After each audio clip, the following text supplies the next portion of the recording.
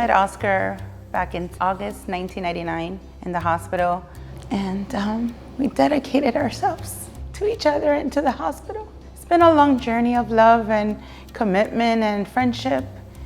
And then one day I looked at him and I said, I'm ready to have a baby. So we had our daughter, Chloe. Then I said, I don't want to leave Chloe alone. I want to have a second baby. And when my daughter turned 1 year old, we were ready. So we went ahead and had Jayden. Closer to his 3rd year, I discovered Jayden was doing some movements. I didn't want to accept what I was looking at. But then one day, that's it. Half of his smile went up.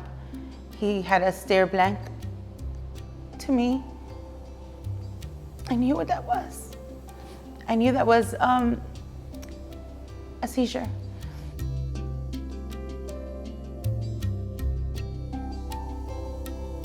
We had a plan, the ER, just get admitted and just trying to get the specialists on board to find out what's going on. And then we could take it from there to take it step by step to see why is this happening. And our neurologist said, we need to send out genetic panels. We get the phone call. We have the answer. It's a rare gene mutation called NPRL3. There's not a lot of information on this gene, but it's been linked to cause seizures. So now we have an answer. So we found a gene mutation in a gene called NPRL3. Now that gene it's a rare condition, and that it causes familial focal epilepsy with variable foci, and it's secondary to this gene mutation. There are other things with this gene or the group of these genes cause, but this was the one thing. The main thing is to try to control seizures, and I know the first medicine we tried never really worked.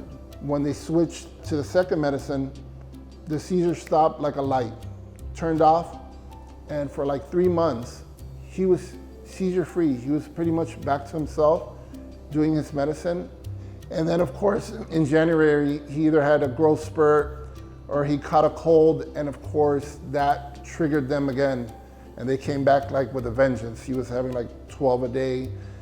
But during our admissions, they did bring up one time that there could be something they see on the images that could be what they call like a cortical dysplasia. And kids that do have cortical dysplasias usually tend not to do well with medications. They usually have to end up having a surgical evaluation and consult. Most often in children who have epilepsy that occurs early in life, it's because a portion of the brain didn't form properly. That abnormal area goes by the medical term of cortical dysplasia, meaning at the abnormal formation of the cortex, or the portion of the brain that has the neurons, the cells that we think with, if you will. Surgery to control epilepsy in children is, again, a team effort involving the neurologists, neurophysiologists, and the neurosurgeons in the operating room, as well as the entire neurosurgical operating room staff. Seizures can be bad for the brain. The medicines that don't control the seizures can be bad for the developing brain. And we weigh those risks as we discuss surgery with the family in a way that they understand the benefit weighed against the potential risk and consequence of an operation. The challenge, of course, is to figure out how little an area needs to be removed to be able to stop the child's epilepsy, because ultimately our goal is to preserve function and stop their seizures. Jayden's surgery was scheduled for June 21st, 2021.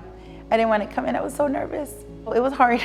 I was able to release him to Dr. Ragib that morning, and he's amazing. He just brings so much peace and calmness to the situation, and I felt like, yeah, Jayden's in great hands. Jayden was able to go home a day or two after surgery, and his parents were surprised at the rapidity of his recovery. And I must say that that's one of the most gratifying parts of taking care of children, is that they bounce back fast. And when he returned to see me in the office a couple of weeks later, you honestly couldn't tell he had an operation. He's the strongest boy I know. And to see him come back to himself, and after the surgery, little by little, something's been lifted. He has this glow about him, this smile that you can see from miles away, and to see him just be himself and play and run and do everything he loves to do.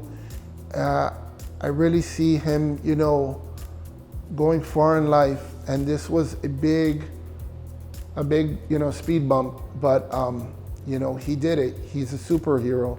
Say thank you to all the doctors and nurses All doctors, nurses, and Nicholas Children's, nurses, service, especially Dr. Raghib. Dr.